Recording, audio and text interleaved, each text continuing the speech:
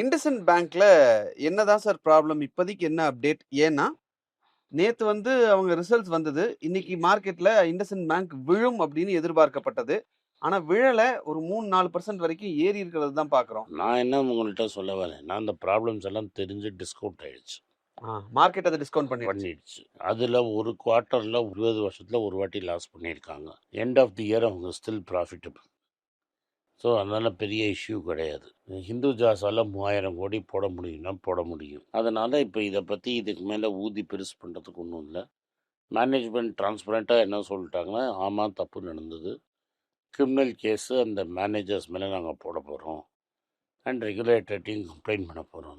Maybe இவங்க ஒத்துட்டதுனால RBI திரும்பி தொலைவத்துக்கு ஆரம்பிச்சு அந்த 172 கோடிங்கிறது இன்னும் 100-200 கோடி ஏற்றலாம். பட் ஆல்ரெடி இம்பேர்மெண்ட்னு அவன் 7100 கோடி ரெடி பண்ணி தள்ளி வச்சிட்டான். ஸோ அந்த இம்பேர்மெண்ட்னால தான் இவ்வளோ தூரம் ஏறி இருக்குது. ஸோ அந்த இம்பேர்மெண்ட்டை either he will write back as profits ஒரு 100-200 கோடி லாஸாக இருந்தால் கூட அதுக்கு அகேன்ஸ்டாக ப்ரொவைட் பண்ணுறோம். ஸோ பெரிய சிக்னிஃபிகண்ட் கேம் ஓவர்.